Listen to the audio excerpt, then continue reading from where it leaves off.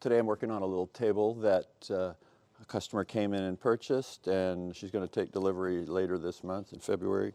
And she wrote her name on it in chalk because I have so much lipstick to put on this table. In fact, one of the things she wanted was she spotted one of the inlays that I have in turquoise on one of my other tables, and she asked if I could do some of that while I put the lipstick on this. And I said, well, that's a good idea. So she picked out a few spots, marked them with chalk, where she wants the turquoise inlaid, and I knocked out a few of them a few minutes ago and put in turquoise and resin, but the process for doing this is pretty straightforward. I'll give it a little.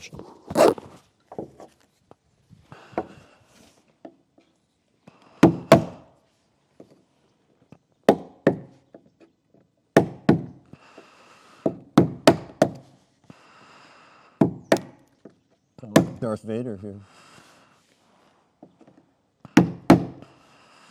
Let the force be with you, Luke. Trying to stay inside the lines here as best I can, not destroy this thing too badly. Okay, she just wanted a couple of spots, so that takes care of my eye protection. She just wanted a couple of spots, and that looks like that'll do nicely. Hope I did. Yeah, that's got to be with her. Okay, so what I do is I dump out a little bit of this turquoise chop. This is from a friend of mine who is a beekeeper. Like I said, I was a beekeeper for 30 years, and I met a lot of interesting people, and this guy has a turquoise mine, and I've always loved turquoise, so I asked him if he could send me some chips, and so he sells me these chips by the pound. Parts that are cut off of his gem work. He has some women in that he said are his trimmers and gemstone makers, and I guess with his Nevada mine, he gets quite a bit of material. He has it all stabilized, and I guess they use a pressure and resin process for that. And after it's stabilized, then they can cut it, and it doesn't fracture as badly, and it doesn't make as much dust, because I understand that this silicosis is a big problem for stone cutters. So you got to be careful when using stone. I always put a mask on, and so that's what we end up with. So let me go get some resin. So I'm trying not to get it on my shirt. Seems like resin is just attacks everything you wear. So I've got a little 5-minute resin here. I'm just gonna make a nice dollop on there. I'd rather use it all than have any left over, so I'm using way more than I need. Okay, that's pretty well covered. You got to cover every side, otherwise you won't be happy with the results. It's got to penetrate underneath there, and you really can't mix it with any coffee or anything, because it's really got to penetrate down in there. This can be fun.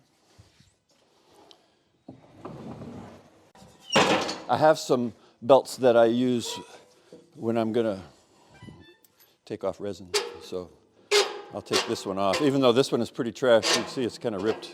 I've been using it anyway. It's still a new belt. It just got ripped when I installed it the very first time. These are $30 a piece, these belts, so I try to get my money's worth out of them. I like to use an old 50 for cutting resin and stone, because it's going to go right in the trash can right after it finishes the stonework. You see this one's kind of used up already. It's got a little resin impregnated in it already a little bit. There's no rhyme or reason to how tight to make it. I don't think it matters.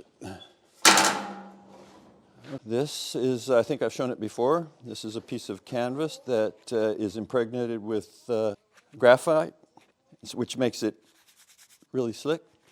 And so this little pad on the bottom of my pressure plate here also has this material on it, but it has a big footprint, and so if I try to squash this, it's going to take all day.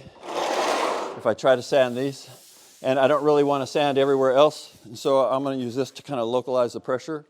So I'm going to put on my protection and give it hell.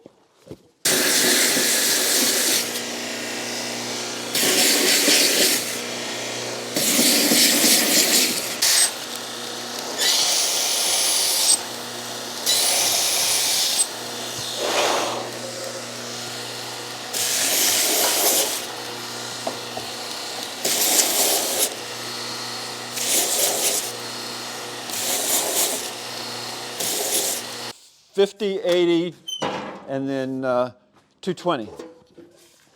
And then I go back to hand 180, because just a hand 220 won't pull out a 50 grit scratch. That you need that extra 40 grit size.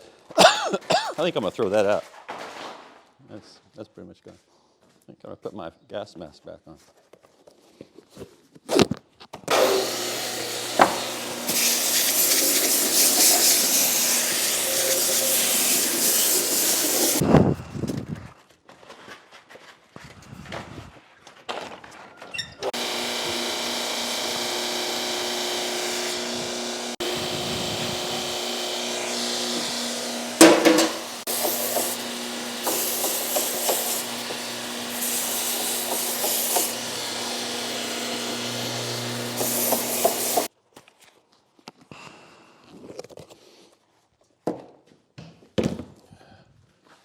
If I don't put those over there, the dog will take them every time. I won't sand this out by hand until after I finish doing the edge, because I might mess it up a little bit in the meantime, where I only have to fix it once if I...